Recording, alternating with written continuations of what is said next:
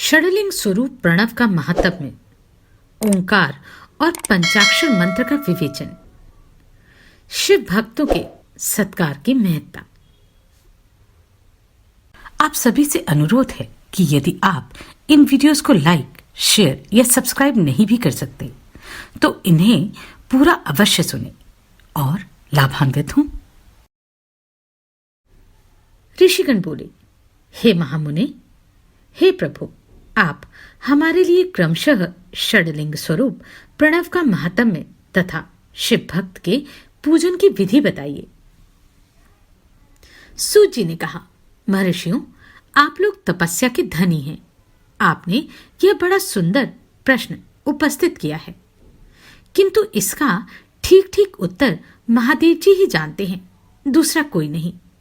तथापि भगवान शिव की कृपा से ही मैं इस विषय का वर्णन करूंगा। वे भगवान शिव हमारी और आप लोगों की रक्षा का महान भार बारंबार स्वयं ही ग्रहण करें। प्रनाम है प्रकृति से उत्पन्न संसार रूपी महासागर का। प्रणव इसे पार करने के लिए दूसरी नाव है, इसलिए विद्वान इस ओंकार को प्रणव की संज्ञा देते हैं। ओंकार अपने जप करने वाले साधकों से कहता है, प्रपंच नहीं है, वह तुम लोगों के लिए। अतः इस भाव को लेकर भी ज्ञानी पुरुष ओम को प्रणव नाम से जानते हैं। इसका दूसरा भाव यह है, प्रकर्षेण न नयेत वह युष्मान मोक्षम इति वा प्रणवः। अर्थात यह तुम सब उपासकों को बलपूर्वक मोक्ष तक पहुंचा देगा। इस अभिप्राय से भी इसे ऋषि मुनि प्रणव कहते हैं।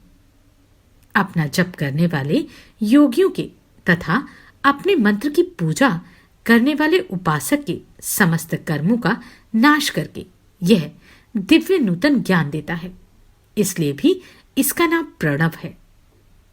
उन माया रहित महेश्वर को ही नव अर्थात नूतन कहते हैं। वे परमात्मा प्रकृष्ट रूप से नव अर्थात शुद्ध स्वरूप है, इसलिए प्रणव कहलाते हैं। प्रणव साधक को नव अर्थात नवीन शिव स्वरूप कर देता है, इसलिए भी विद्वान पुरुष उसे प्रणव कहते हैं। अथवा प्रकृष्ट रूप से नव दिव्य परमात्म ज्ञान प्रकट करता है, इसलिए वह प्रणव कहा गया है। प्रणव के दो भेद बताए गए हैं, स्थूल और सूक्ष्म। एक अक्षर रूप जो ओम है उसे सूक्ष्म प्रणव जानना चाहिए, और नमः शिवाय इस 5 अक्षर वाले मंत्र को स्थूल प्रणव समझना चाहिए। जिसमें 5 अक्षर व्यक्त नहीं है वह सूक्ष्म है, और जिसमें 5 अक्षर सुस्पष्ट रूप से व्यक्त हैं वह स्थूल है। जीवन मुक्त पुरुष के लिए सूक्ष्म प्रणव के जप का विधान है, वही उसके समस्त साधनों का सार है। यद्यपि जीवन मुक्त के लिए किसी साधन की आवश्यकता नहीं है, क्योंकि वह सिद्ध रूप है, तथापि दूसरों की दृष्टि में जब तक उसका शरीर रहता है तब तक उसके द्वारा प्रणव जप की सहज साधना स्वतः होती रहती है। वह अपनी देह का विलय होने तक सूक्ष्म प्रणव मंत्र का जप और उसके अर्थभूत परमात्म तत्व का अनुसंधान करता रहता है। जब शरीर नष्ट हो जाता है तब वह पूर्ण ब्रह्मस्वरूप शिव को प्राप्त कर लेता है। यह सुनिश्चित है। जो केवल मंत्र का जप करता है उसे निश्चय ही योग की प्राप्ति होती है। जिसने 36 करोड़ मंत्र का जप कर लिया उसे अवश्य ही योग प्राप्त हो जाता है। सूक्ष्म प्रणव के भी ह्रस्व और दीर्घ के भेद से 2 रूप जानने चाहिए। आकार, उकार, मकार, बिंदु, नाद, शब्द, काल और कला, इनसे युक्त जो प्रणव है उसे दीर्घ प्रणव कहते हैं। वह योगियों के ही हृदय में स्थित होता है। मकार पर्यंत जो ओम है वह अ, उ, म इन 3 तत्वों से युक्त है। इसी को ह्रस्व प्रणव कहते हैं। अ शिव है, ऊ शक्ति है और मकार उन दोनों की एकता है। वह त्रितत्व रूप है, ऐसा समझकर ह्रस्व प्रणव का जप करना चाहिए। जो अपने समस्त पापों का क्षय करना चाहता है, उसके लिए यह ह्रस्व प्रणव का जप अत्यंत आवश्यक है। पृथ्वी, जल, तेज, वायु और आकाश, ये 5 भूत तथा शब्द, स्पर्श आदि इनके 5 विषय, ये सब मिलकर 10 वस्तुएं मनुष्यों की कामना के विषय हैं। इनकी आशा मन में लेकर जो कर्मों के अनुष्ठान में संलग्न होते हैं, वे 10 प्रकार के पुरुष प्रवृत्त अथवा प्रवृत्ति मार्गी कहलाते हैं तथा जो निष्काम भाव से शास्त्र विहित कर्मों का अनुष्ठान करते हैं, वे निवृत्त अथवा निवृत्ति मार्गी कहे गए हैं। प्रवृत्त पुरुषों को ह्रस्व प्रणव का ही जप करना चाहिए और निवृत्त पुरुषों को दीर्घ प्रणव का। व्याहृतियों तथा अन्य मंत्रों के आदि में इच्छानुसार शब्द और कला से युक्त प्रणव का उच्चारण करना चाहिए। वेद के आदि में और दोनों संध्याओं की उपासना के समय भी ओंकार का उच्चारण करना चाहिए। प्रणव का 9 करोड़ जप करने से मनुष्य शुद्ध हो जाता है। पुनः 9 करोड़ का जप करने से वह पृथ्वी तत्व पर विजय पा लेता है। तत्पश्चात पुनः 9 करोड़ का जप करके वह जल तत्व को जीत लेता है। पुनः 9 करोड़ जप से वह अग्नि तत्व पर विजय पाता है। तदनंतर फिर 9 करोड़ का जप करके वह वायु तत्व पर विजय होता है और फिर 9 करोड़ के जप से आकाश को अपने अधिकार में कर लेता है। इसी प्रकार 9 करोड़ का जप करके वह क्रमशः गंध, रस, रूप, स्पर्श और शब्द पर विजय पाता है। इसके बाद फिर 9 करोड़ का जप करके अहंकार को भी जीत लेता है। हे द्विजों, मनुष्य 1000 मंत्रों के जप करने से नित्य शुद्ध होता है और इसके अनंतर अपनी सिद्धि के लिए जप किया जाता है।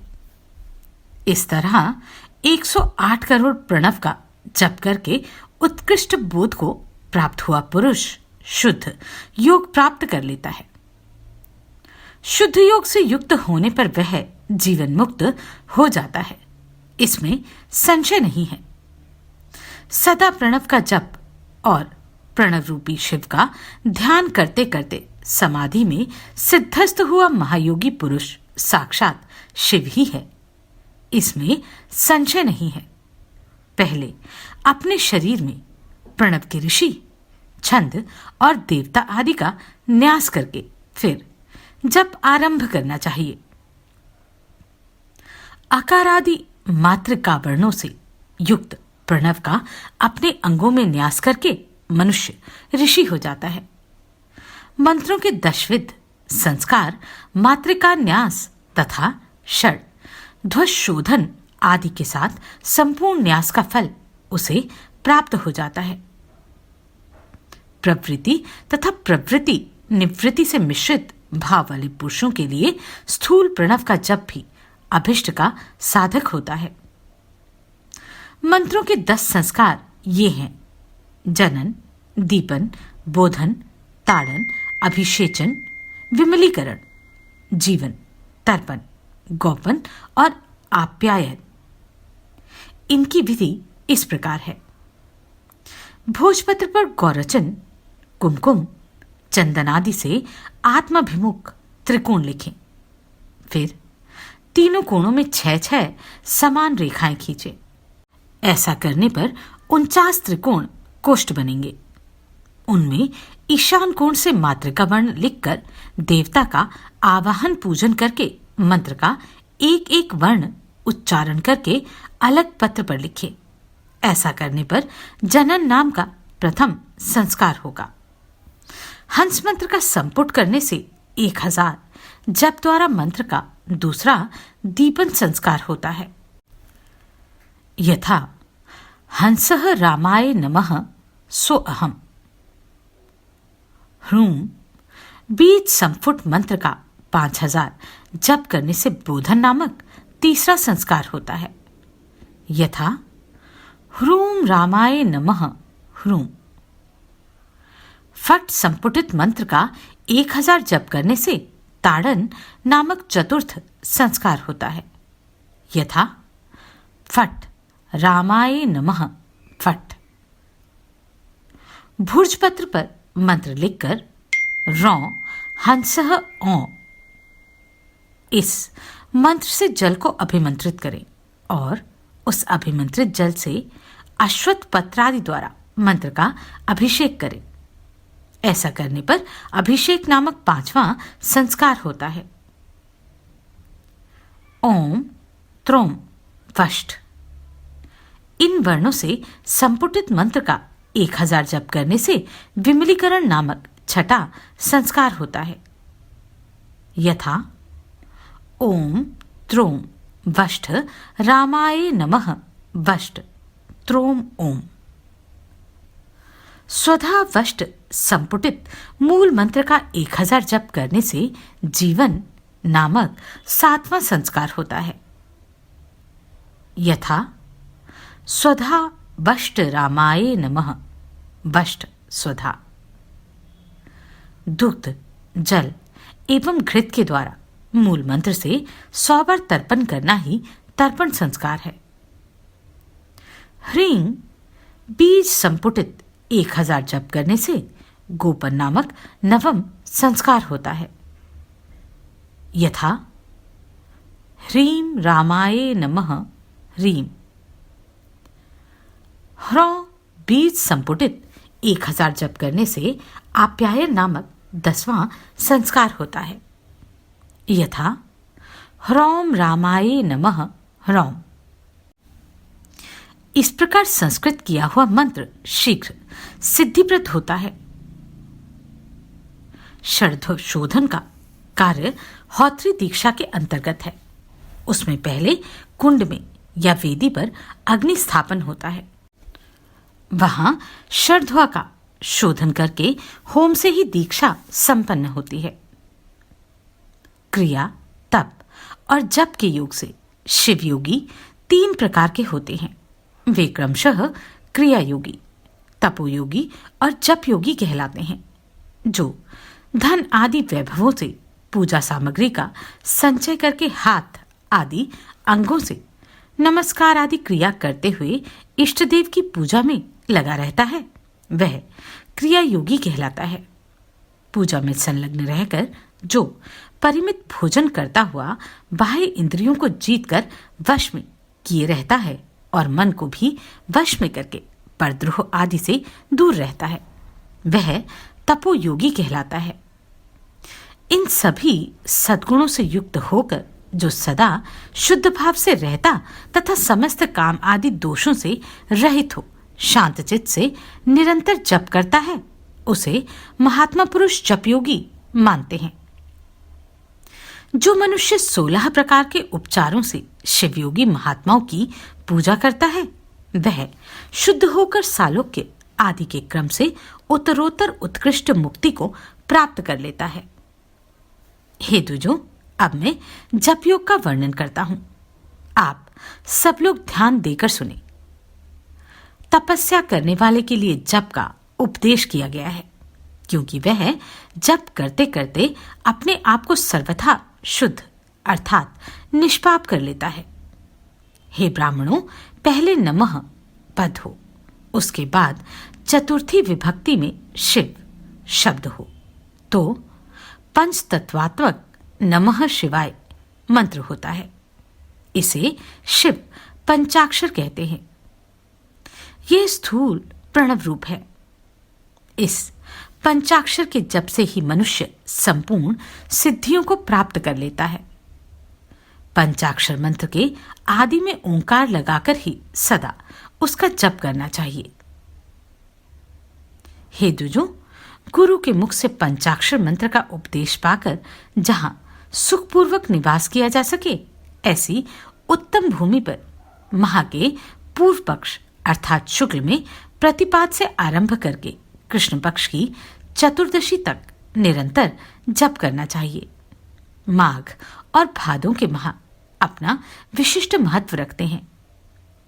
उस समय सब समयों से उत्तमोत्तम माना जाता है। साधक को चाहिए कि वह प्रतिदिन एक बार परिमित भोजन करे, मौन रहे, इंद्रियों को वश में रखे, अपने स्वामी एवं माता पिता की नित्य सेवा करे। इस नियम से रहकर जप करने वाला पुरुष 1000 जप से ही शुद्ध हो जाता है, अन्यथा वह ऋणी होता है। भगवान शिव का निरंतर चिंतन करते हुए पंचाक्षर मंत्र का 5 लाख जप करें। जप काल में इस प्रकार ध्यान करें, कल्याणदाता भगवान शिव कमल के आसन पर विराजमान है। उनका मस्तक श्री गंगा जी तथा चंद्रमा की कला से सुशोभित है। उनकी बाईं जांघ पर आदिशक्ति भगवती उमा बैठी हैं। वहां खड़े हुए बड़े बड़े गण भगवान शिव की शोभा बढ़ा रहे हैं। महादेव जी अपने 4 हाथों में मृग मुद्रा, टंक तथा वर एवं अभय की मुद्राएं धारण किए हुए हैं।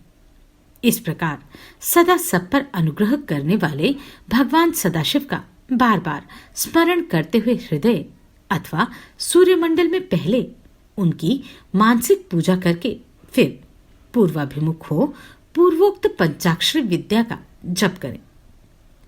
उन दिनों साधक सदा शुद्ध कर्म ही करे। जप की समाप्ति के दिन कृष्ण पक्ष की चतुर्दशी को प्रातःकाल नित्य कर्म संपन्न करके शुद्ध एवं सुंदर स्थान में शौच संतोषादि नियमों से युक्त होकर शुद्ध हृदय से पंचाक्षर मंत्र का 12,000 जप करे। तत्पश्चात सपत्नीक 5 ब्राह्मणों का जो श्रेष्ठ एवं शिवभक्त हों वरण करें। इनके अतिरिक्त एक श्रेष्ठ आचार्य का भी वरण करें और उसे सांब सदाशिव का स्वरूप समझे। ईशान, तत्पुरुष, अघोर, वामदेव तथा सद्योजात, इन 5 के प्रतीक स्वरूप श्रेष्ठ और शिवभक्त ब्राह्मणों का वरण करने के पश्चात पूजन सामग्री को एकत्र करके भगवान शिव का पूजन आरंभ करें। विधि पूर्वक शिव की पूजा संपन्न करके होम आरंभ करें। अपने गृह सूत्र के अनुसार मुखांत कर्म करने के अर्थात परिसमूहन, उपलेपन, उल्लेखन, मृत, उद्धरण और अभ्युक्षण, इन 5 भू संस्कारों के पश्चात वेदी पर स्वाभिमुख अग्नि को स्थापित करके कुशकंडिका करने के अनंतर प्रज्वलित अग्नि में आज्य भागांत आहुति देकर पश्चात होम का कार्य आरंभ करें।